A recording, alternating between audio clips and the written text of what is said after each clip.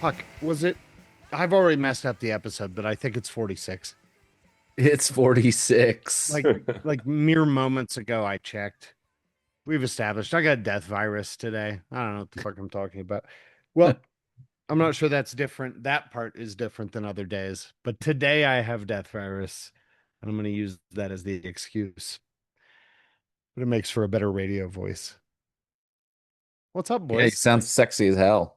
Thanks. Safety is sexy. I have my safety is sexy shirt on. Yeah. OG. Perfect. Death virus is sexy. Just for when I'm out stealing business, I do it under cover of ForgeWorks. World domination. Just kicking shit over. I'm like Fletcher blasting through industry Yeah, yes. But then blaming it on other people, which is pretty in the cool. name of ForgeWorks. Excellent. Very nice. Very nice. Good. This is going to come out right before Christmas. Is it? That's Like the a rumor, week right? before. Should Like the be. week Yeah, absolutely. before. The absolute week before. Yep. That's a Christmas miracle. I think we said that last year too. What, that we You're made it welcome, this far? everybody. What? Us getting a podcast done? Yeah, that we made it. Ron's sweater. Fuck yeah, it's a miracle. This is my Nakatomi Plaza Christmas party sweater. Is it? Yeah. Nice. Oh, sweet. Some guy told me the other day that's not a Christmas movie, so I throat punched him and left the room. That's an I appropriate dropped him off the response. side of a building. Yeah. It's Nice. a Christmas movie, damn it. What do you got going on there, Ronimal? So I've got the Vandals because they have some they do like a regular Christmas sort of thing. I can't remember what they call it, but like they have a Christmas show and they got whole Christmas album, so it's felt appropriate, festive. Yeah, other than that, just fucking cruising, man. I don't have death so hard virus. when you've got a real job and someone just pays your salary every month, and you don't have to worry about where the money's gonna come from or anything. You can just punch the clutch in 4 weeks before Christmas, cruise on in. Basically. Just grilling down in Bakersfield. But the almost clutch everything is further like in. that sounds like a next year problem. That's a next. We'll let next year run. I'm gonna get right onto that. Yeah. After the new year. Yep. That's what that sounds like. Maybe February. Yeah. What about you, Ben? Maybe. I put the Vandals up there too, but this is sort of like this must be So 4th of July patriotic. Vandals or Yeah. something. Thanks for I don't know. thanks for Unless I was just copying you and I was trying to pick a different holiday. I couldn't find a picture of Bad Religion like Christmas show fast enough, but they've got a Christmas album. Actually. Yeah, they do. And theirs is like proper singing the actual like the standard. Actual Yeah. Christmas. Yeah. The Vandals back home, been on the road, breaking hearts. Where have you been? I just got back from España, Hola. all over the United States, Canada, Mexico, Spain. Messing around, man. Wow. I'm Ron's like 1K by January 3rd. I'm United. I'm just trying to do big boy shit, Ron. No, one day you'll get there, bud. Making moves. You keep giving one day. You keep giving it your best. We're proud of you. Struggle busting through. It's good. I think I do have some sort of, I'm gonna call it Spanish flu, which is different than Spanish fly. So about how you got this Spanish flu, Ben.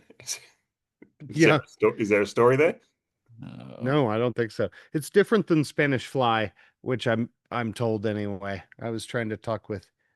It's a shout out to our buddy Gareth Evans, who was on that conversation. Different than Spanish fly. You don't know what that is. Don't look it up on a work computer. Maybe. I don't know. Depends on where you work. Sure. Um, Yeah, if you work with Dave at the whatever the Australian company with the that pods, does then I think has the probably masturbation fine. pods. Yeah. That's the You guys that's just won't let that go, will you? what Well, you it got to was hold you that on won't to let it. it go, my friend. Uh, Dave's holding on to it the entire time, tightly. oh, that's too great. That and his new magazine subscription. Did Yeah, you get that? that's. I'm, I'm What? actually not Wait, at home what? at the moment. I'm traveling, so kind of hope it doesn't turn up when I'm not at home, but we'll see. Yeah. The subscription since Amel and the sniffers, since Amel's doing Amy, yeah. Amy's doing the thing, yeah. What are you fucking with back there, Dave? Well, this is another Australian band. I figured I'd try to continue the streak. These are the Clowns. Super appropriate when I look at my calendar this morning and go, "Oh, fucking those Clowns again." So, but no, Melbourne band. Actually signed to Fat Mike's Fat Records label as well. So 3 or 4 albums. Um, yeah, nice shout out If to you saw local punk scene. nothing but the people in that picture, like no background, no nothing, you would say that's an Australian band. Oh yeah. Really? Is it the mullet or the mustache or what is it? They I just did. they just They look they creepy. ooze Australian. Yeah. What is it? What is They, what does that even yeah. mean? I think you know. Yeah. I just it just yeah. That fool with the fashion shirt and the sunglasses, that guy's like standard issue Australian. Straight out of an Yeah. Australian pub. I want that Yeah. Ramon shirt. That's Just that's a like sexy fucking Ramon shirt. like within the last 5 seconds of them taking that picture, one of them plus or minus said cunt. Yeah, there's a few. Yeah, yeah. Might even be one of their names. Yeah. Does that guy have he's got like an employee badge hanging off the guy in the Ramones shirt? Is that like a, Does he really? No. I don't know, Where? I don't think he does. hanging off of him? I Not I do love the guy that's just like smiling. All the others are like so cranky and like just angry. And then there's this one guy's like, "Hey, this is picture day and I'm in fourth grade." I look like a serial killer, but Yeah.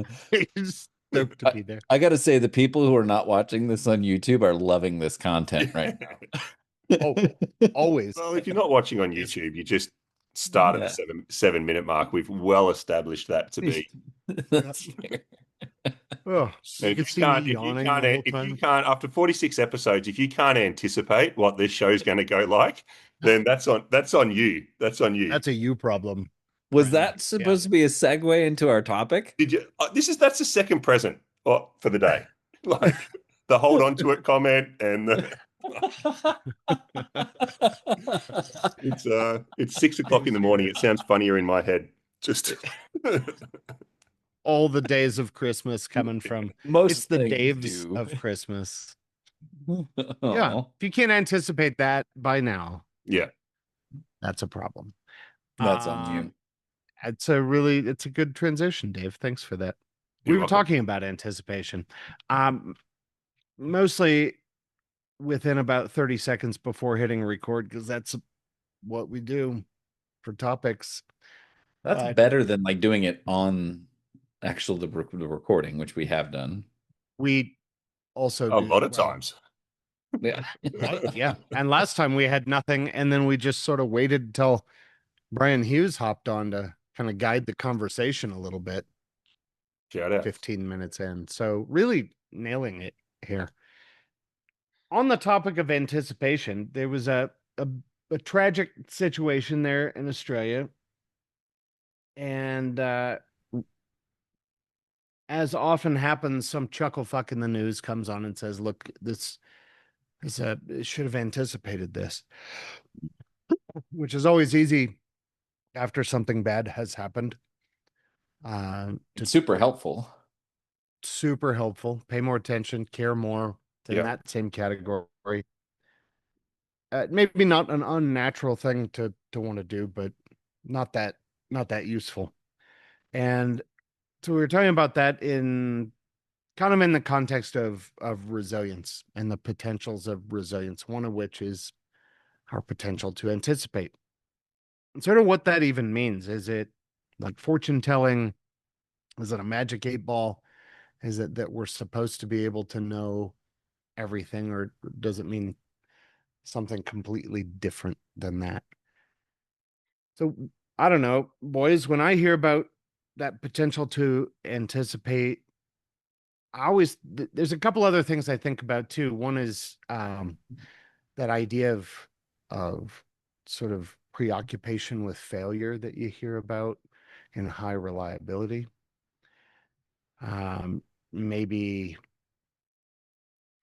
when you look at some of NASA's um, issues and what they call the failure of imagination in there, I think that gets binned in the same sort of thing. Does any of that shit make any sense, or is it just sort of Monday morning quarterbacking? Or are we thinking about it wrong, or does it have something to do here? That's a lot of questions all at once. Okay, you're in charge now. Go for it. Ask that dude with the mullet. Which one? It's a I good can question. anticipate that. It's I like can House of anticipate. Australia stands up. Yeah, Yeah, well, I can anticipate that they're going to be in the pub at 12 o'clock. Um, but it's a really good point, Ben, because I was just thinking then about prevention. And so, like, we talk about being proactive in safety and preventing. I think one of Todd Conklin's books is like is it failure to predict or failure to prevent? I don't know. But Mm. like to prevent has to start with anticipating. But I think it's really cool to think about these two concepts as related but sort of separate because there's lots of things we can anticipate, but maybe we can't prevent. Because that's what's going on in my head around particularly this event. I'm in Sydney right now. It happened, well, yesterday your time, but 2 days ago my time. And it's this kind of like, okay, well, anticipation is one thing, but then what's your actually capability to prevent is, I don't know. That's an interesting extension of the conversation about anticipate for me. Because you don't always anticipate that some of the kind of thing can happen, I think, but Yeah. when, where, how, and can we stop? Like, Yeah. I don't know. No, I think that's actually a really solid point because I'm reflecting. So, one of the things that's happened recently in my work is I've been temporarily given some responsibility for some aspects of security as well. cool. And yeah, and so I've been thinking Are about, you doing as much with security Ron's, as well, I mean, that's a next year problem. okay? Ron's now Ron's now a mall cop. Yeah, yeah, yeah. I got one of those segways. Yes. Slow down. um, Put that back. Leave that old but like, person alone. but like, to your point, Dave, like I'm thinking about like so many things. Like one of the things with security is you start to recognize that okay, this is it's a risk-based decision-making process where the risks you're talking about are related to people now, which is really different than how I've normally thought of things. But I mean, we can't eliminate them.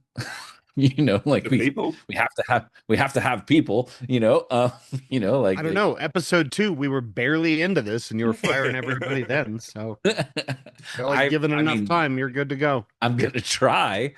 Um, so I mean, at the end of the day, like you can think of okay, all these potential scenarios that could happen, right? Like okay, reasonably, if we go to this meeting or if we work on this project, X, Y, or Z could happen. But that doesn't mean that they will happen, obviously. But to your point, like, do we want to spend the resources to actually prevent them? And even if we could we do that? And back to your point, Ben, like, and are we even thinking about all the potential scenarios, like with the imagination piece of it? Like, that's where it gets really difficult.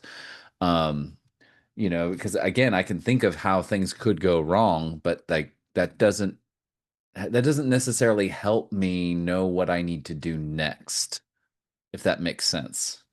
And I think that's where the tricky part with anticipation is. When we start to talk about like, okay, organizations need to anticipate. Well, okay, I can anticipate that like bad shit's going to happen eventually, but what does that? Yeah. What do I do with that? I I fuck this up a lot, and I know you'd be shocked to know that. It's like No, we in a anticipated that. in a long Hey. long list. But I always have to remind myself, like, our anticipation of what?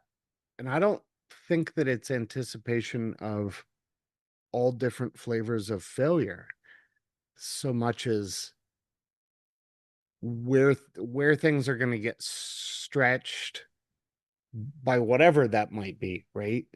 And I think we spend a lot of time, at least I see in organizations, people spend a lot of time trying to gaming through really specific scenarios and how would they respond to that versus just focusing a little wider and saying, whether it's any of those scenarios or not, this is where in our system it's going to get stretched out, like, your mom's system.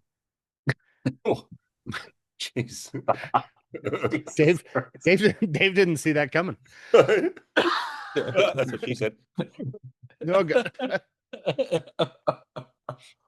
But Um, but thinking less about trying to, use it as a planning tool and more of saying, okay, this is where the system doesn't have the capacity to respond or adapt to these sort of things. Now, what can I do about that?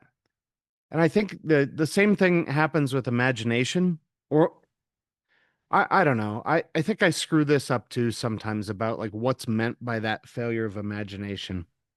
And I know that years ago I've talked about that with folks, and again I think it came back to that trying to come up with every idea that you could, and it's just less about sitting down and trying to come up with every idea. You're just focused on the wrong thing. I think it's building in that ability. I don't know. Maybe you guys can help me with this. This is the part I struggle with a little bit, but it's building in that ability where imagination is part of it, right? and I think, yeah, and I'm not going to probably talk about imagination, but the to Ron's point about, Deep in your pod, you can't just just not sitting have there imagining. you can't just not have people, and I think it's got to, we've got to accept or the reality that never going to be zero risk, right? And so I think we're anticipating and preparing all the time, and just because we have still things that happen doesn't mean we're not anticipating and managing a whole bunch of other potential things from happening, right? It's just this is never going to be zero, right? And so then that's why the other side of the coin of prevent becomes respond. So when our systems Yeah. get kind of like when our systems, break or fail, I think the question for me is like how it might not, the anticipation piece is like, the imagination piece is can we imagine something that's never happened before and get in front of it for the first time? And then there's the, well, something's happened or something adjacent's happened, and can we get in front of that the next time it might happen? You know, and I was saying at the start of this, like this event is almost 30 years to the day after probably Australia's worst mass shooting.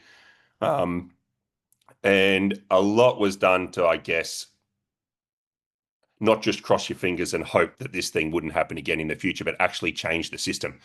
The interesting thing now, there's an What emergency. must that be like? Yeah, that's Well, that's very different than how we handle things there's an here. emergency. The proposal's on the table today because, like, the first thing that came out is tighter gun laws, and there was an emergency government meeting, and now going to be mandatory. Well, they're proposing to governments mandatory license renewals.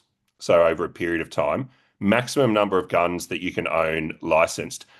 Some members of government are even suggesting that all licensed guns will be stored in central lockup locations, and when you want to retrieve them to use them, you'd undergo mental health assessments and wait times and things like that. Like Jesus. so, like it goes from like 99% to like 99.9%. So I think there's this.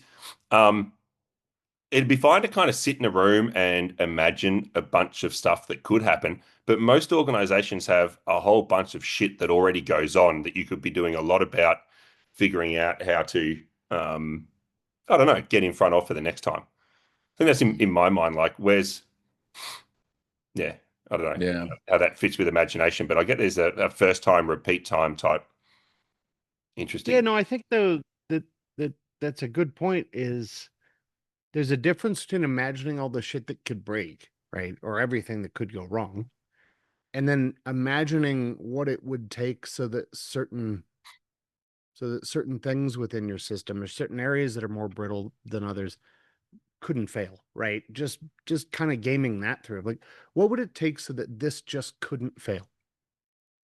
And then coming up with those things, maybe even that aren't super realistic, but a lot of times the coolest ideas just get backed down from the crazy ones a little bit, right? You go, holy shit, that's nuts, but we could do this sort of part of it. Yeah. And I think that prevent piece, the second um, piece of that was, like, can it fail safely? So I think of like a train operation or something, like you don't need to understand all of the exact mechanisms. Like on the space shuttle, it'd be kind of like, how can we stop every one of these million components from individually failing, right? And then you just never Yeah. get off the ground. But like with like a train system, they go, well, what happens if the driver um is non-responsive? I don't know if they've had a heart attack. I don't know if they've fallen asleep. I don't know if they've just gone batshit crazy. But if the driver is not kind of like in a serviceable condition, we can the rail Like system that guy in the Ramones shirt. will fail. Yeah, will fail safely. He's Uh, in a serviceable condition. yeah. Is that what you're saying? So I think it's like that level of abstraction. Like, do I need to anticipate every individual failure? Do I need to anticipate certain types of failures? How do I balance prevention with capacity to, respond and fail safely? Or so Yeah. there's a lot of nuance sort of, I don't know if any of it's making sense, but there's a fair bit of nuance to this No, whole. I think it is. I think because so one of the things I think is really important that sometimes I see come out in some of the when people talk about complexity and our inability to predict everything is sometimes it comes across sometimes even explicitly as like, okay, well, we can't predict anything, so why even try? Mm. But like, okay, there's some stuff that we know is going to happen if we don't do X, Y, or Z, right? Like, okay, so let's do X, Y, and Z, right? Like, there's some stuff Yeah. at a construction site, for example, that we just know, okay, this Have you been to makes one of sense those? once or twice. Okay. I But don't maybe even know. something happened since the last time we saw you. Yeah, yeah. I think Ron went out and held a shovel in Tulsa and smiled like that fucker sitting on the rock. um, but like I think so we're not I don't think anybody is saying that like okay, we can't, you know, anticipate some things will happen and then take reasonable steps to prevent those things from happening. But that doesn't just because we can say that that exists, that happens, and there are some things that we know for sure are, you know, we should focus our time and attention on. That doesn't also mean that we can do that for everything and that there's a capability that we have to be able to identify all the ways the system can fail and what are all the ways, even if we could identify that, all the ways that we need to orient ourselves to Mm. prevent it. And that's the part we can't do. So we can do some of it, but we can't do all of it. And so I think that's one of the challenges we have is that we have to be able to walk and chew gum at the same time and be like, okay, we know that we have to do X, Y, and Z, but we also don't know what else we have to do. So what capabilities do we need to have in place to be able to your point, Dave, fail safely for those times then when we know shit's gonna go down. We don't know how it's gonna go down, but we know it's probably gonna happen in this area. So here's the ways that bad things can happen in that area. Let's make sure that we're ready to respond to that. And then, also having a capability to adapt to the shit we just couldn't even foresee. And I think those buckets are really important for us to identify and think about. So one is we're doing the shit we know.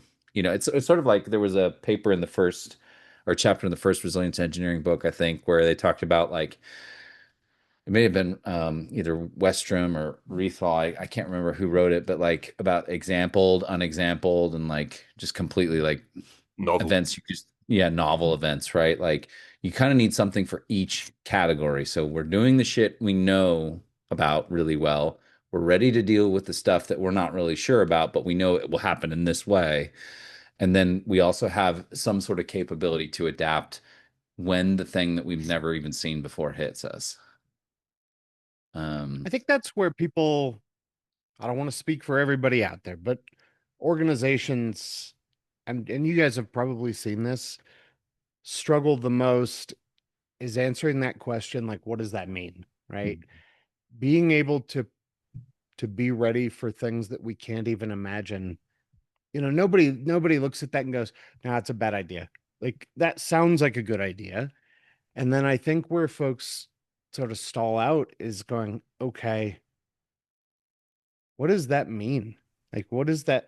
How would I know that I'm ready for a thing that I can't even predict? Yeah.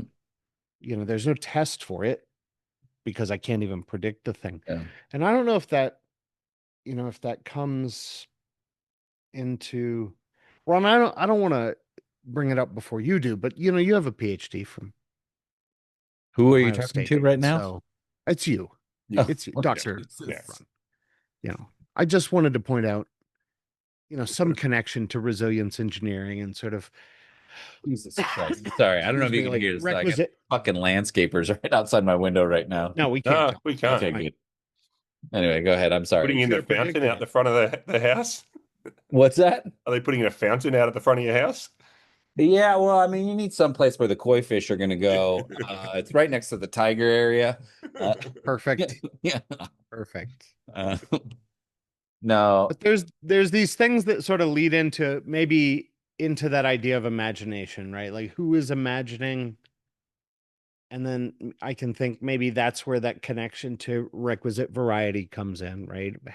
yeah, Having different ways of seeing these things. Um, what is response to So things that we couldn't predict look like? Maybe that's where that idea of graceful extensibility comes in. And I think it's helping people make sense of it is weird and hard to grasp, and it takes gaming through the system in a different way, not just saying if this then that. and there's a question in my mind. Again, it's about, I guess, trade-offs and finite resources, and should we even bother?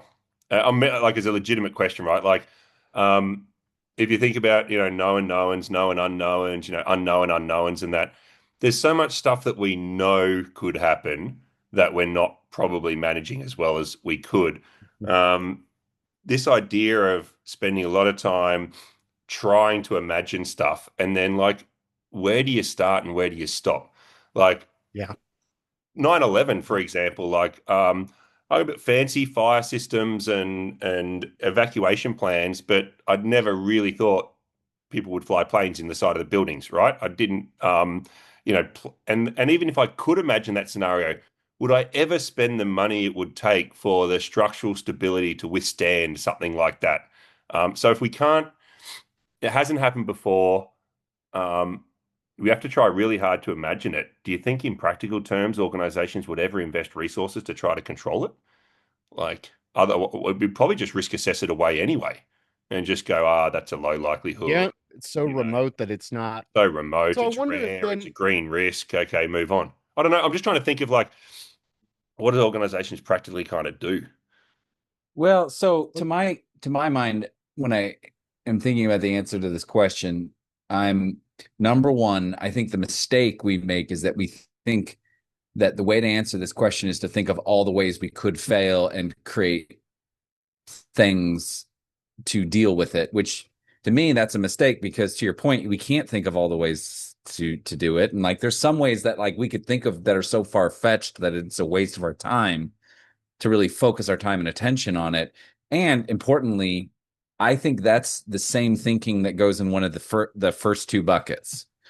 And I don't think that's the kind of thinking we need in this particular bucket. When we're thinking about unexampled or like, the completely crazy ass events that we need capacity for, the thing actually I think we need to focus our time and attention on is capacity.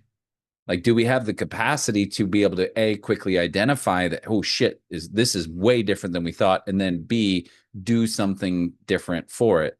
Like when, Ben, you mentioned graceful extensibility. One of the things, like the unit of measure I don't that is think Ben identified mentioned in that that paper. specifically. That's just you, like, just. I did. No, he did. Oh, did He he? did. No, Yeah, you yeah, were yeah. just you Fuck were nuts. just Maybe Come on, shut the staring fuck rewind. up up for a into Play second. it space. back. Play it back. I kind of flashed Asshole. out. Yeah, no shit. Um, but Ben's got this nice, melodic tone that I always get sleepy when Ben starts talking. Yeah. I don't think it's the tone. I think it's yeah, the content. yeah. But like the capacity for maneuver is the unit of measure that Dave Woods talked about in that paper, right? And it's like, okay, what is graceful extensibility is having the amount of, a certain amount of capacity for maneuver, which of course begs the question, maneuver to what and away from what, towards what, all that kind of stuff. But that's not the point. The point is that you're looking at your just capacity to maneuver at all. Can you make changes? Can you make adjustments?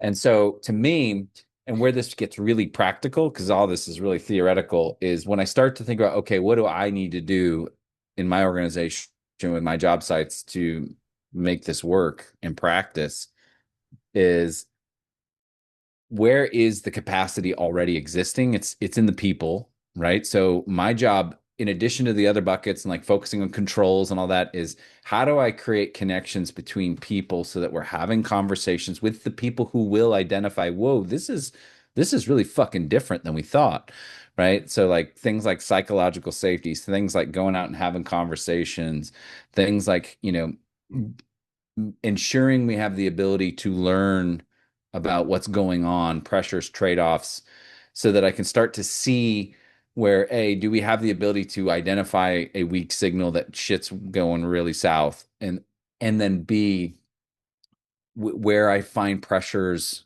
in the system that are pushing people to their capacity. I don't know what that's going to cause. I don't know what event that will lead to. I just know that that's making it really hard for us to operate successfully if shit changes. Back to your Yeah. point, Ben, the requisite variety is significantly diminished in that case because we're really optimized towards one goal. So how can we bring more capacity, reduce pressure, whatever it is, right? Like I'm managing capacity at that point. I'm not managing a specific risk, if you will. That's Yeah. that's kind of how I think about how I'm trying to deal with that problem in my organization. Yeah. So the thing that we're trying to maximize, I'm going to just read it back for our 6 listeners here because we can't anticipate everything. So the thing that we're trying to maximize, knowing that that's the case, is our ability to maneuver. Yeah. It's the deference to expertise that lets us say, the way I find those signals in the system is deferring to the expert at that time, and that changes, right? Sometimes it's an accountant, sometimes it's the person on the tools, So, Yeah. like so Dave Small. anticipation then becomes more preparation. Because just listening to what you're saying there, Ron, I think, because I'm thinking when we anticipate, we've got these anticipating acute events, right? So like, um, you know, 1549 and Sully on the Hudson River, right? Like anticipate what if a plane becomes, disabled at a low altitude and doesn't have any runway options? What in a crowded city? What next, right?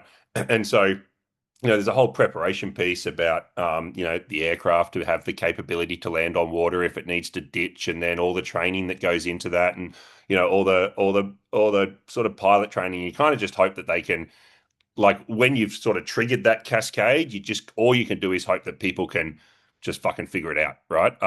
And they're not going to get it right every time, and you just kind of have to accept that. And so even if we don't anticipate it, we can still kind of prepare our people for different types of situations that they might face, and kind of hope that we can support when that event happens. But then when you're also talking about they're sort of like acute things that we anticipate, but then there's sort of like this gradual kind of like maladaptation of a system or goal pressures, like what you're saying. So if we're going, oh, this project's really kind of late, one particular contractor is overdue and all of the other contractors want to start their scopes of work, then you can kind of go, oh, maybe helping people with the capacity to replan is really important, right? Like replan and replan. So then I can go, okay, well, I don't know exactly what's going to throw the plan off. I can't anticipate all the different ways that plan could get thrown off, but I'm going to prepare my people to be good at planning simultaneous operations if they need to be able to do that. So yeah, just as you were sort of talking, I'm thinking like, is anticipation um, misdirecting resources to trying to sit in rooms and blue sky brainstorm a whole bunch of stuff that we're not going to do anything about anyway because it's a low risk, as opposed to going, well, these types of things could fuck up our day or our whatever, and these are the types of capacities and capabilities that we need to prepare our people to have. Yeah. I think so. And then one other piece I would add to it though, and again, this is something we're trying to do, is so one is like the ability to maneuver is like you say, it's about being prepared, right? And kind of like poised to adapt in some sense. But it's all like one of the other things we're doing is like, okay, how do we create regular spaces for the right people to come together and look at what's coming that we know about, and then hey, are we ready for that? You know, like, and it doesn't have to be like, oh, there's a risk coming, but like, hey, okay, next phase of construction, weather changes,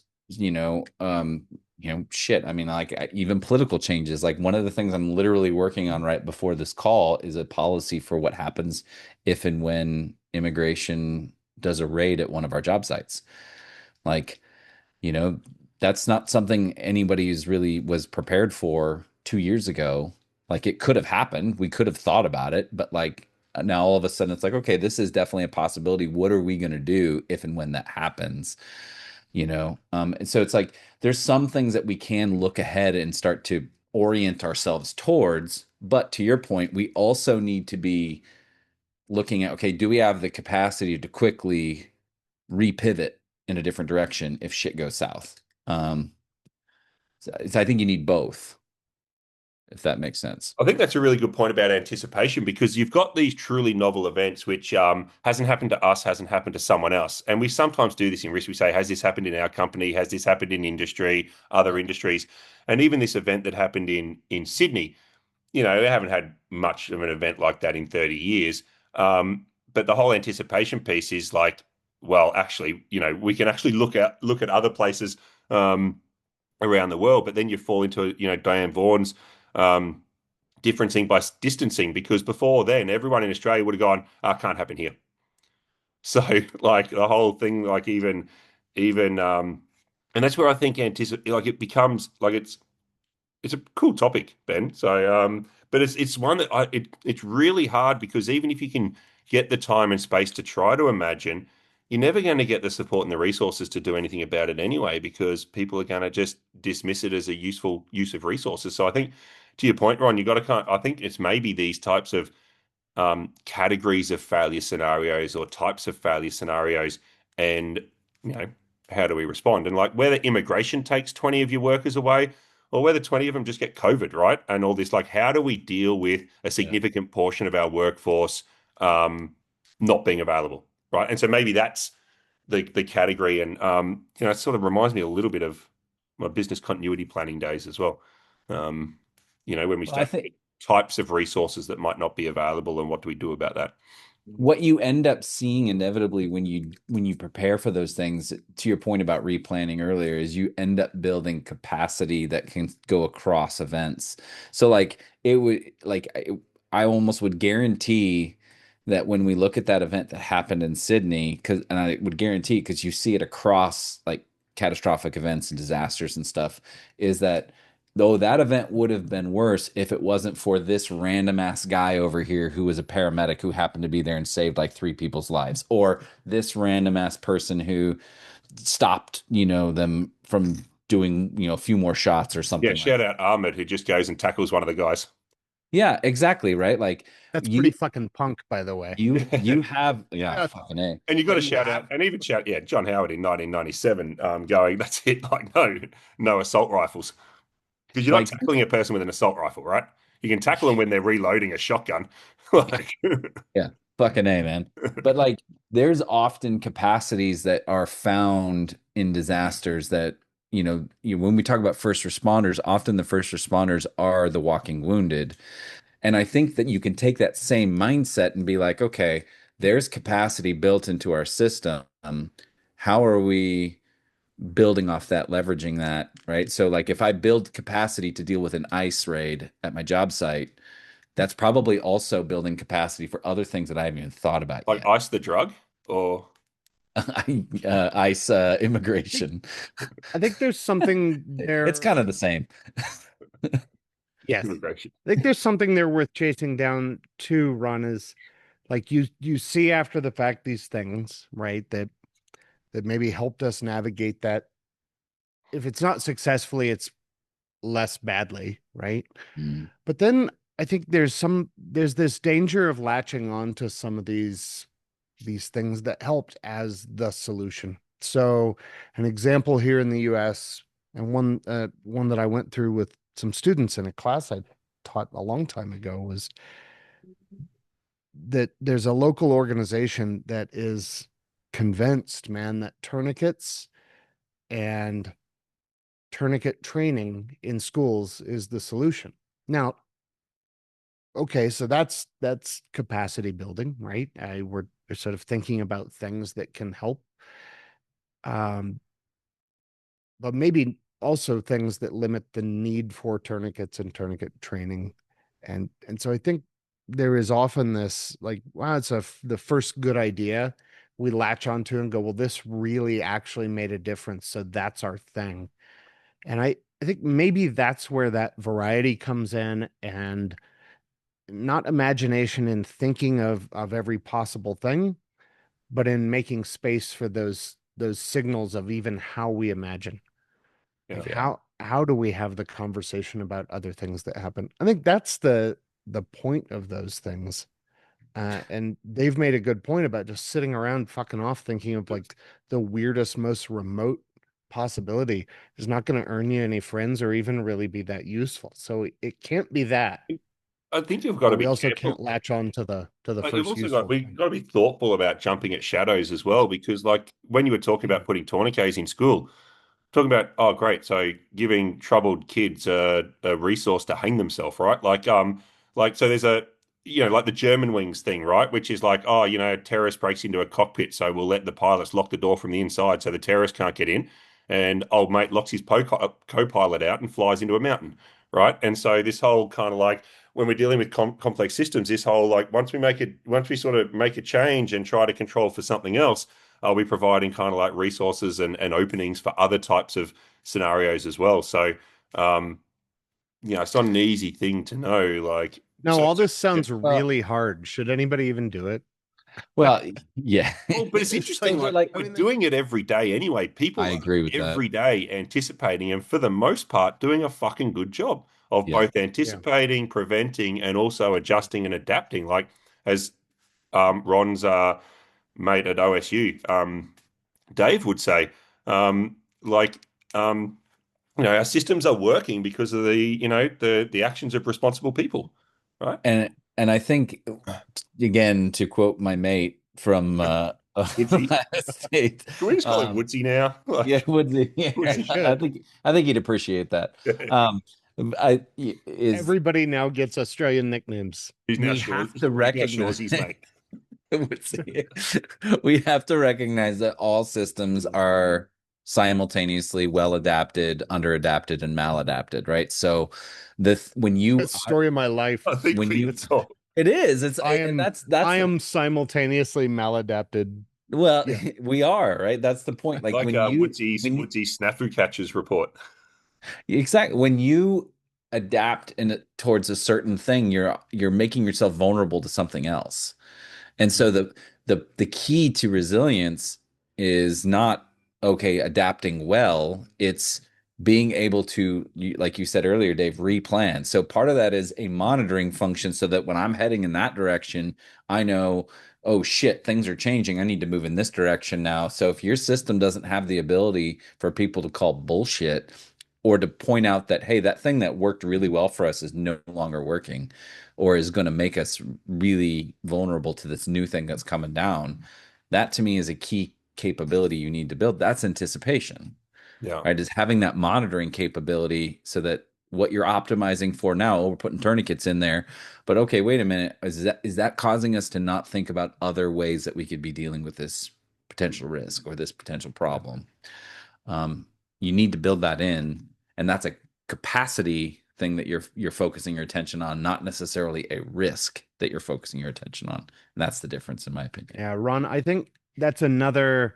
I'm going to try to call out some takeaways for our 6 listeners. Maybe one or two of them will tell us what they think it is, but maybe less about anticipating things that could go wrong or things that we need, but anticipating that our focus will have to shift, that our monitoring will have to shift, and that the tools we need, that replanning, that anticipation is almost more important. Just saying, look, I know that I'm going to have the ability to replan here. What would it take to be successful doing that if all my focus is pointing this way right now? Yeah. Mm. And I think um Excuse me. Hollnagel's, if we give him an Australian nickname or whatever, Holsies. Holsies are Old for ugly. Holsies for resilient potentials. Like learn, monitor, anticipate, respond, right? Learn about your system, understand your system so you know kind of like Yeah. how different ways things can go wrong. Monitor, for weak signals, anticipate what that means for your system, and then respond and adjust and that. And so having kind of like so maybe this idea of like this, it like trying to identify every single possible known and unknown individual scenario is a fool's game, right? Like there's millions and millions and millions of things. And Yeah. in this conversation, the interesting thing now is like we've spoken for almost a whole episode, and like hindsight, we haven't mentioned hindsight yet. Everything that we're judging on failure of imagination and anticipation is, and all the examples of scenarios and stories that sort of, I've talked about is with the benefit of hindsight. So it's like all incidents are preventable with the benefit of hindsight, right? So, the question in organizations isn't like, what didn't you do in the past? It's what are you not doing right now? And what are you not doing that, is going to help you in 1 week, 1 month, 1 year's time, right? And most of that's going to be about capacity in your system, people, resources, um, information, whatever those things are. Well, and I think one of the things to really monitor for in that discussion that is, and this is a little bit of a change from what people are used to like monitoring for, is does our system have, to bend your point, the requisite variety to identify that something weird is happening? So like, do we get different opinions? Do we get different perspectives on decisions that we're making? Um, so like that's to me, if we're not monitoring for that, we're fucked. We're eventually going to get caught with our pants down. Here's Ron In again. the good way or the Fire, not good way? fire Yeah. safety, we don't need safety people, and we're fucked. Just Well, I mean, like it was an But we if got we bags of don't, cash. then we're fucked. bad. Yeah, fuck safety, make Ron didn't money. wade through the blood of injured workers to come here, and You don't get that marble fountain out the front just by investing a lot of resources to prevent stuff that you have to imagine to think happen. Exactly. That's bullshit. What is Yeah, this? Mr. exactly. Rogers' Did we neighborhood solve it? here? I I think think we we did. solved I've it. actually got to race out and go meet the CEO of that company that put punk rock safety in the company safety strategy. So Yes. Tell him we said hi. Nice. yeah, I will. Ron, See what you can do to count up all the extra billions that decision made, because yeah, Yeah, it's going to be a lot. exactly. Going to be a Yeah. lot. yeah, All we're going right, to Yeah, help out boys. people with contemporary ideas for safety by sharing podcasts. And there was only 2 podcasts mentioned. It was only Todd Conklin's podcast and Punk Rock Safety Podcast. So I guess that we're officially number 2. That's like tier fucking 1.5 shit right there. Oh, wow. Literally knocking on the door. Who would have imagined that 2 years ago? The Not I. Who Not would have I. anticipated that Nobody, 46 Yeah. episodes, number two safety podcast in the world. according to us. Okay. Nailed it. All right, Nailed it. bitches. All right, boys. All right, dudes. Good job. Bye. Bye.